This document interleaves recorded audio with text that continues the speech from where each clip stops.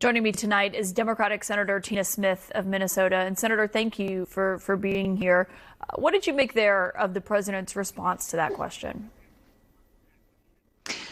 I'm just sort of blown away by the callousness of his response. And, I'm thinking in this moment about what we need is a universal condemnation of political violence, that condemnation should transcend politics. And yet the president of the United States, I don't know whether he's just clueless or whether he was pretending that he didn't remember who Melissa Hortman was and then trying to deflect blame, is exactly what we do not need in this moment. And this is a moment when the president is actively trying to gin up fear by spreading disinformation and his opinions when he really has no idea what is behind this tragic killing of Charlie Kirk. Do you think if Governor Walz had called that he would have lowered the flags? Oh, I can't imagine that would have happened. What was it that he said, Caitlin? Basically, I get called all the time to lower flags, and you can't do it for everyone. That is exactly what we do not need in this terrible moment in the country, when people are fearful, when they are feeling like basically the foundations of our democracy are shaking, and they don't feel safe. And no, I think it's outrageous to suggest that all he needed was a call from Governor Walz, that he would have done the right thing. I think that's ridiculous. What would you like to see from President Trump instead? Well, I really think that what we have to do is to find some way of saying that regardless of who you are, if you commit an act of political violence, that we stand against it. The people who study these things will tell us that what happens over time is violence can be normalized if it isn't immediately rejected as unacceptable. And that's not happening. That's not happening right now. And in fact, what is happening is members of the president's administration are basically in this moment saying things like the Democratic Party is the party of murder. Stephen Miller said that Democrats are an extremist organization. So they are ginning up fear and misinformation in the moment when they should be doing exactly the opposite and calling us to our higher angels. This is what President Bush did after the terrible attacks on the World Trade Towers. This is what Governor Cox is attempting to do. It's what Jeff Flake and Gabby Giffords did in their commentary this weekend. That's what we need in this moment. Speaking of those comments of Stephen Miller, the deputy chief of staff, who is very influential in the West Wing and also was close to Charlie Kirk. He was recounting a conversation they had recently today. Those comments that you referenced there, they were from 3 weeks ago. I want everyone to listen to Stephen Miller in his own words.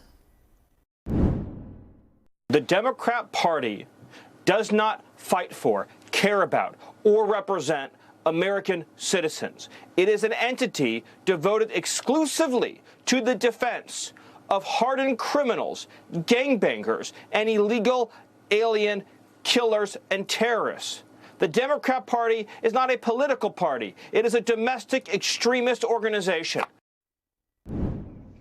That is quite the claim there, to call your entire party a domestic extremist organization. It's basically, he's saying that, millions and millions and millions of Americans are part of a domestic extremist organization. And, this individual is not just some random person with an opinion.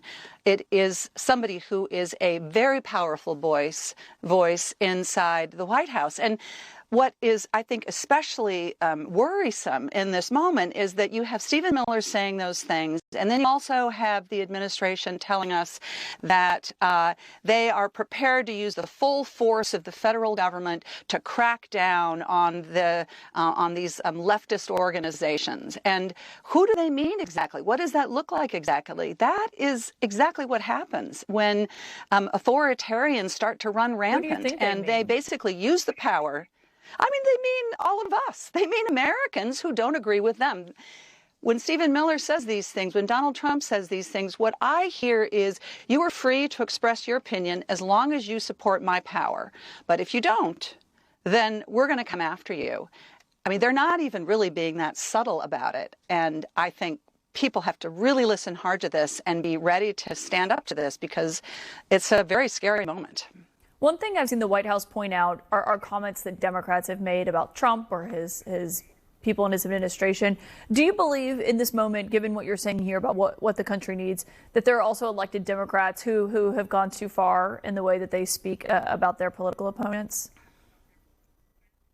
You know, I think that there probably have been people who have said things that they shouldn't have said, but that is true on both sides. And I do not think that the equivalency is really the issue here.